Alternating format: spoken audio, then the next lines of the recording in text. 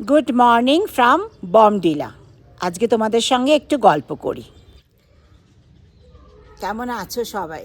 তোমরা হয়তো ভাবছো যে গৌহাটির সেই যে ব্লগ দিলাম তারপর থেকে তো আমি আর তোমাদের সঙ্গে এলাম না। আসলে কি বলো তো, আমরা তো অরুণাচল ঘুরছি, সেটা হয়তো ছোট ছোট শর্ট দেখে বুঝতে পারছো, কিন্তু কাশ্মীরের যে এই ঘটনা, তারপরে আর ব্লগ দিতে বা তোমাদের সঙ্গে গল্প করতে সত্যি ইচ্ছে করছিল না। কিন্তু মানুষের জীবন তো চলতেই থাকে, আমাদেরও ওটা ভুলতে হবে, মেনে নিতে হবে। তবে এই নৃশংসতা কেন যে হয়, সত্যি মানুষের জীবন কত নশ্বর বলো, বেড়াতে এসে শেষ হয়ে গেল। তাও আজকে একটু গল্প করি তোমাদের সঙ্গে। কোথায় বসে আছি দেখো তো, এটা হচ্ছে বমডিলা মনেস্ট্রি। কি সুন্দর জায়গা। আর আমি ভাবলাম তোমাদের সঙ্গে বসে একটুখানি গল্প করি। গল্পটা কী নিয়ে বলো তো, তোমরা আমাদের ওই অ্যানিভার্সারির ব্লগে অনেকেই ওই চুরির ঘটনাটা শুনে খুব মজা পেয়েছো। ভালো, মানুষকে তো যদি আমি একটু মজা দিতে পারি তাহলে তো আমার ভালোই লাগে। এবং তারা ওই পরবর্তীকালে কি হলো সেটা তো বললি না, এরকম আমি অনেক জিজ্ঞাসা বা ফোন পেয়েছি। তো ঠিক আছে, এখন তো আমি বেড়াতে যাওয়ার গল্প করব না, কলকাতায় ফিরে যাই, ফিরে গিয়ে গুছিয়ে বসে তোমাদের সঙ্গে অরুণাচল ঘোরার গল্প করব। তাহলে ওই চুরির পরবর্তী গল্পটা তোমাদের সঙ্গে আজকে একটুখানি করে নিই।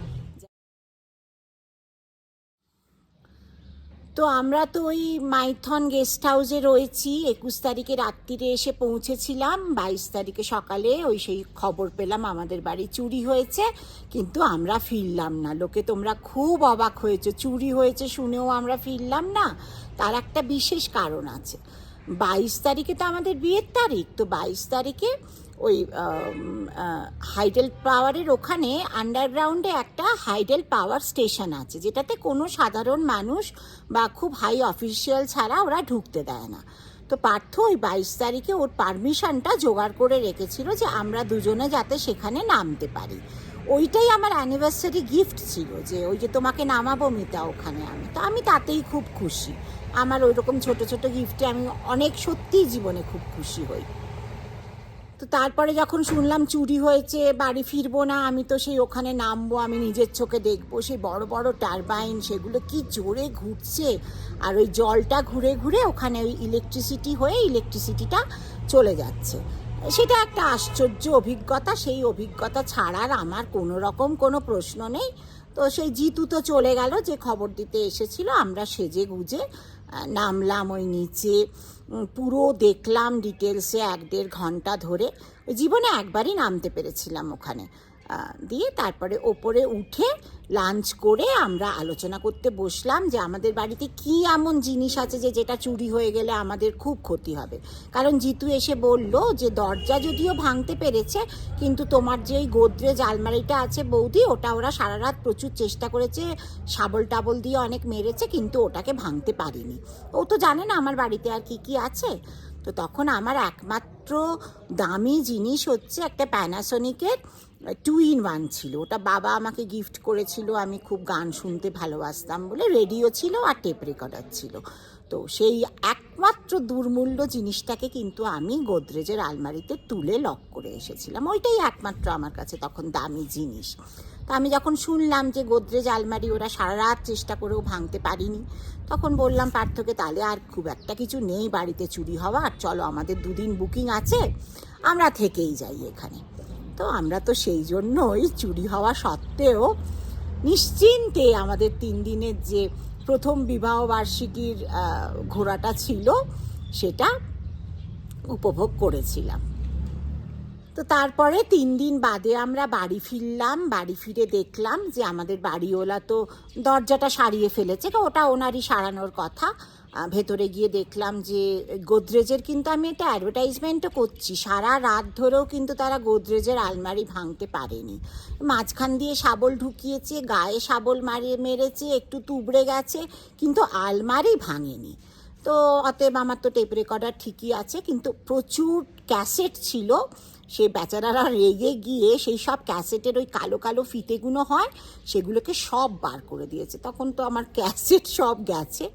তারপরে রান্নাঘরে ঢুকলাম, অল্পই চাল থাকতো আমাদের তখন, হয়তো ওই একসঙ্গে হয়তো 500 চাল থাকে, তাই যে ওই চাল থেকে ওরা ভাত, আলু ভাতে, ডিম ভাতে রান্না করে খেয়েছে, এঁটো বাসনগুলোকে রেখে গেছে।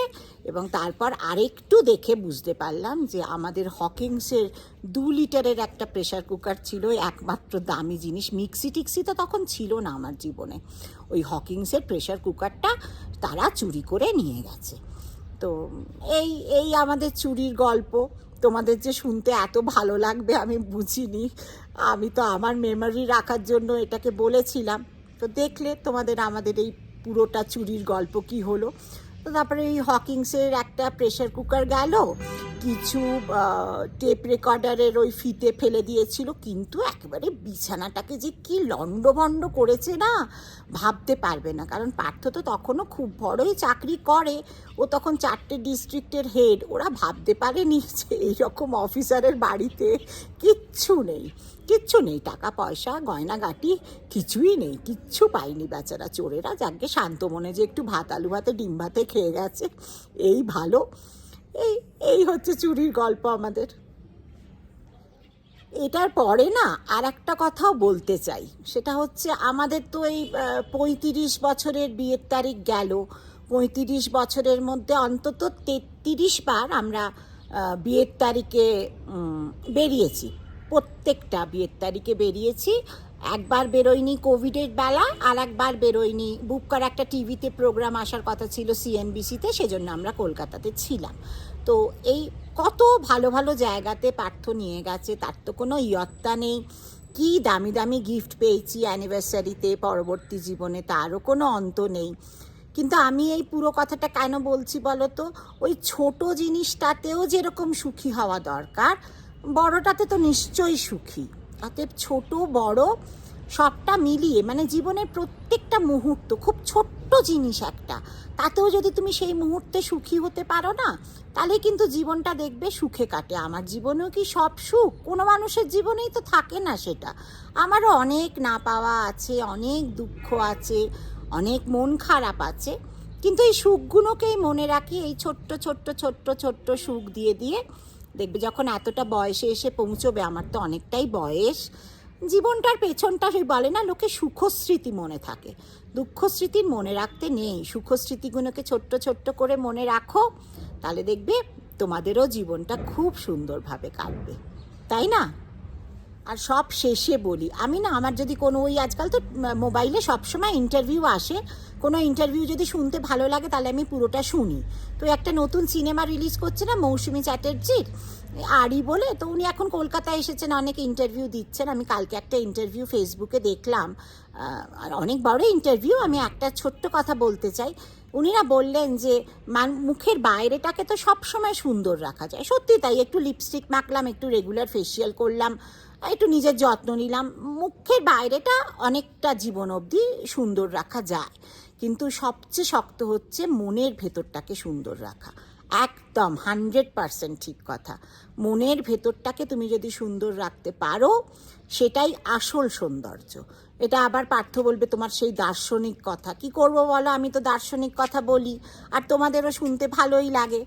তো এই সবচেয়ে বড় এই পুরো গল্পটা আজকে শেষের আমি যেটা বলতে চাই, যে মনের ভেতরটাকে সবাই সুন্দর রাখো, তাহলে দেখবে তুমিও সুন্দর, যাকে দেখছো সেও সুন্দর, তোমার পারিপার্শ্বিক ভাইব্রেশন সেটাও সুন্দর। আর আমার এরকম গল্প আমি তো করব তোমাদের সঙ্গে, কলকাতায় ফিরে যাই, অরুণাচলের গল্পও করব। ভালো লাগলে like, share and subscribe my channel, and don't forget to press the bell icon. এখন এই একটা শান্ত মনেস্ট্রিতে আমি এবার একটু মেডিটেশনে বসবো। টাটা তোমাদের সবার থেকে।